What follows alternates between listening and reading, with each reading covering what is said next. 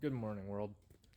Uh, Figured I'd do a little bit of video, try and hopefully get me motivated to actually work on some of my stuff again. I've been super unambitious lately, and I'd like to get some of these prop sorted out. Today, we're working on the Eco10. It is a 79 GMC C15. It's got a 2-liter Eco10 in it. Put this truck together about 2-3 years ago now with one of my buddies. And it's kind of been a slow project that I gain and lose interest in over time. It's a stock bottom end 2-liter, some light bolt-on stuff, some light internal work, stock rods and pistons, pin deck. It's got springs and retainers, head studs, balance shaft elite. It's got compound turbos on it. It's got a GT3582 clone on the bottom, fed by a VS Racing billet 8896. It's got a small front mount on it. It used to be out in front of the radiator, and we swapped back to a 79 front end, or 74 to 79 front end, so we were a little short on time and ended up sticking it back in the bay for the time being. It's got a GM AR5 out of a Chevy Colorado with a custom twin disc, tablet dash. It's on a Mega Squirt MS3 gold box. Just some real budget kind of basic stuff. Last time I had it out, we had some fuel pump issues, and I think due to some starter misalignment, we ripped all the teeth off the ring gear. So today I'll be yanking the trans out of it, checking that out, and also addressing some clutch issues and slave cylinder issues that we've been having with the thing. Seems like the clutch splines are too tight, or there is a depth issue, something along those lines. Makes it an absolute nightmare to get the transmission. So hopefully we can get that out, get that resolved, and try and get this thing at least running again. The couple times I've tried to get it into boost, it's had some issues with a ton of blow-by. We swapped a short block in this thing last year due to some oiling issues, and I'm thinking in that time when we swapped the cylinder head onto the new short block, I'm thinking I nicked the head gasket between a cylinder and an oil channel. I don't think the short blocks hurt. It looked pretty good when we stuck it in. But I'd need to at least do a compression and leak down test to see further. So first step is getting a new flywheel on it so we can actually turn the motor over again and then see what everything looks like from there. Worst case, we put a new motor in the truck again, but hopefully that's not the case. So I guess we'll see what happens here. Start trying to get this tranny out.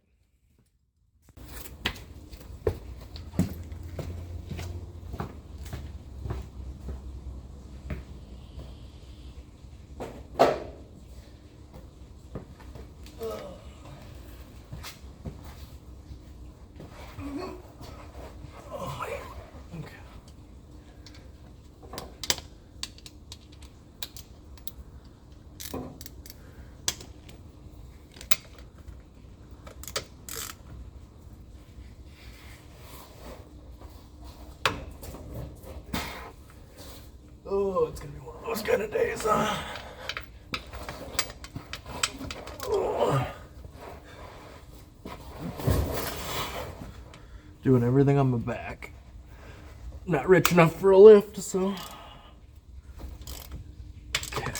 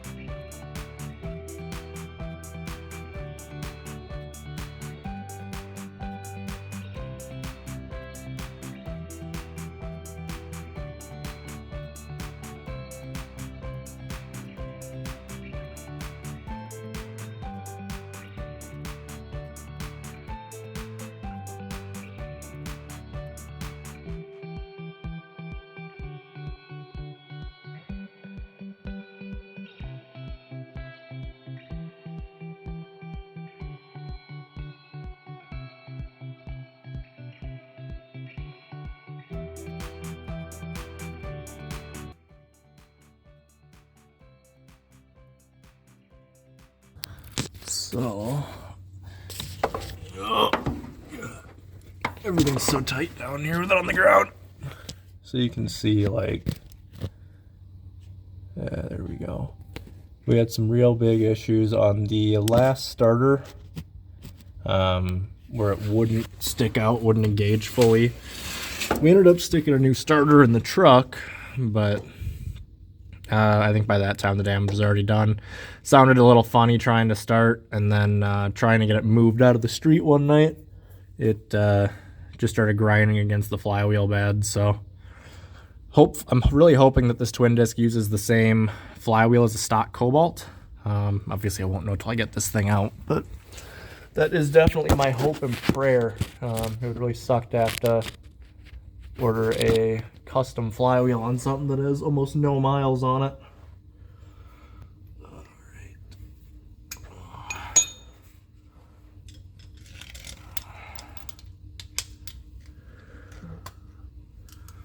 We're just popping out all the easy bell housing bolts quick.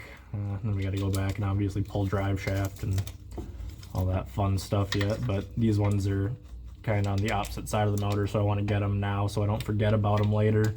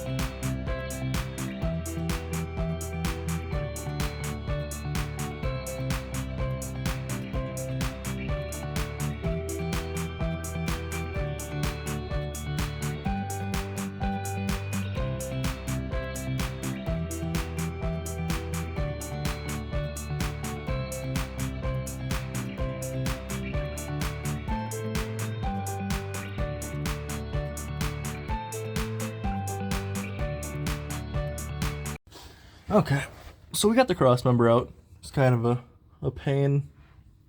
The transmission, the way it has to be mounted in this truck is high enough that, or close enough to the floor that we can't just pull the cross member and leave it like we would like. So we actually have to pull the mount off and then slide it all the way out with the mount, which is definitely a pain, but what do you do? I'm trying to remember how I have to take these upper shifter bolts out. I thought I had to drop the trans, and it would drop far enough to do them that way, but apparently that is not the case. And that may just be because of the solid mounts on the motor. It may not allow it to drop down far enough. So I'm gonna have to get back up top and see if I can get them out from the top.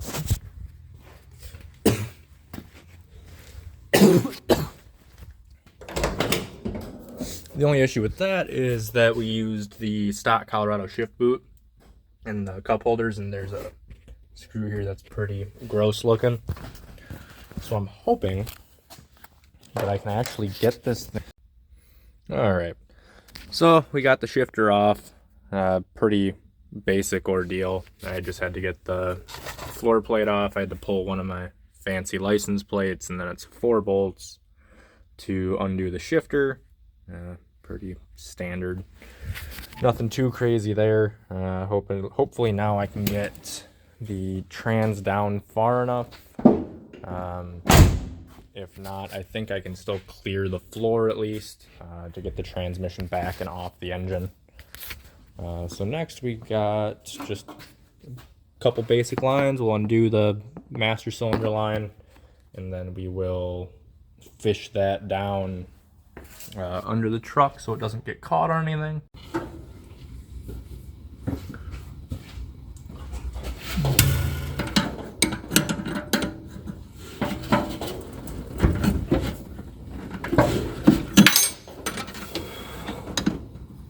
No, baby. Can't see anything. This is good. That might be the wrong way. That is the wrong way. Helps if you turn bolts the right way.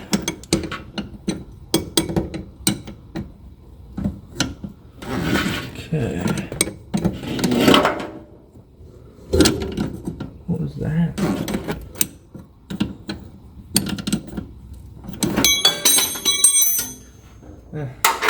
Didn't need that anyway. Come on.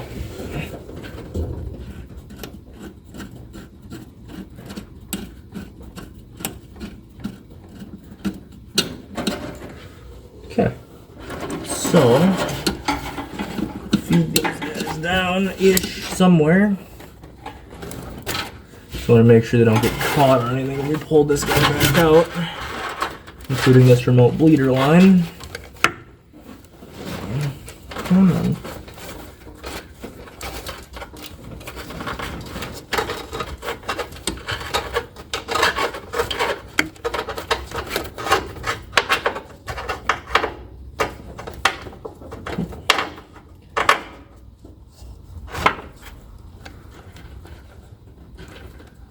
Okay, I'm gonna clear all the wiring with this one.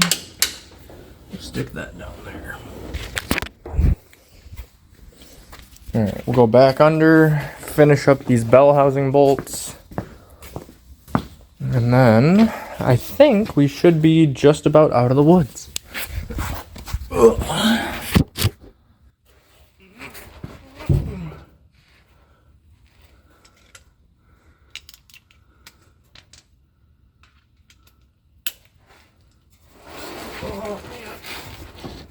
Ouch, my face. Oh, my poor face. I didn't deserve that.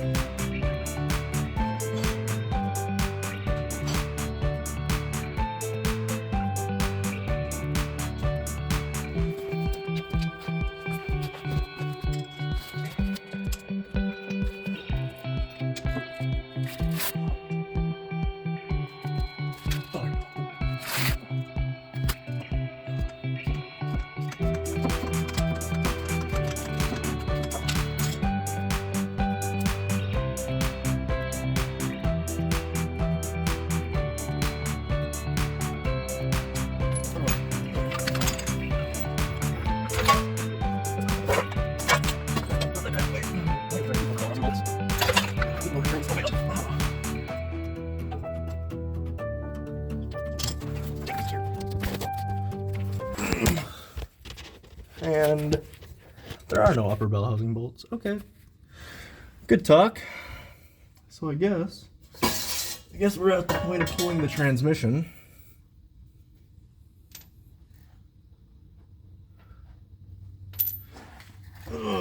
We're learning all sorts of stuff today. Ouch. My back. Okay.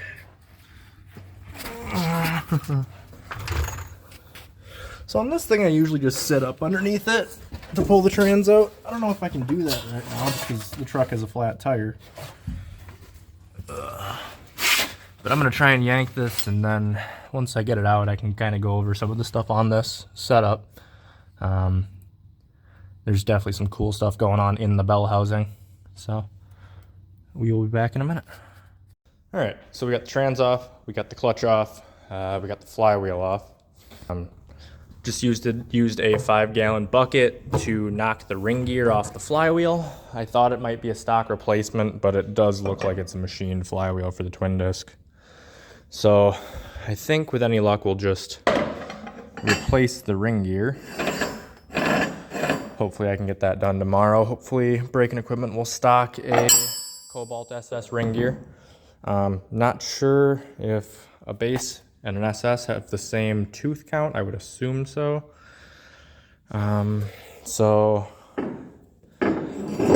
This is a Kentucky clutch, custom twin for like a Pontiac Solstice or Sky Redline. So 8-bolt LNF and LSJ flange. Bring you back here, kind of show you what we got as far as the rest of the clutch setup goes.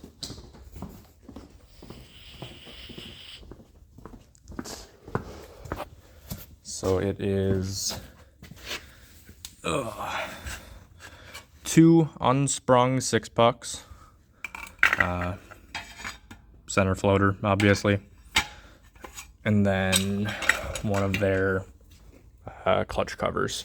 So it's not super long like a traditional twin disc, and it's kind of nice because it uses 2 full-face discs, so it should hold plenty of power. I do notice it looks like we only have partial contact on the discs, so I'm not sure why that is, if they just haven't had enough time on them or if we have something else going on. If anyone knows, feel free to give me a suggestion on that. And then we've had an issue with this thing for the longest time where the transmission is a nightmare to get on. I verified that the discs spline nicely, so I'm starting to suspect that maybe the pilot bearing is an issue. Every time we put this thing together, we have to suck it back on with the bolts, which is a little ridiculous. And then here's a cool deal too. So we've got, obviously this is a custom twin, so we had to do some odd spacing on this. So let's see if I can get it back here. You can kind of see it. We used 2 FabBot slave cylinder adapters stacked on top of each other. I believe they're a 1/2 inch each because we needed 1 inch of total spacing to stop blowing out and overextending the slave cylinder. FabBot's a great company if you guys need LS related too. Great customer service over there. Highly recommend them. They've always been super helpful, even on this, being that it's out of their wheelhouse, they were all over it. So we use the same adapter kit for an LS to an AR in my 95 C1500, and I've had no issues with the kit whatsoever. So that's really, and they've been a pleasure to work with. So definitely recommend those guys. Otherwise, I think that covers most of that. Tomorrow we'll try and get a new ring gear for this thing, see if we can't get it slapped back together and running again, at least enough so I can do a compression and leak down and see if we have to yank the head back off. So I think that'll be it. I think it's time for bed, so I will see you guys tomorrow.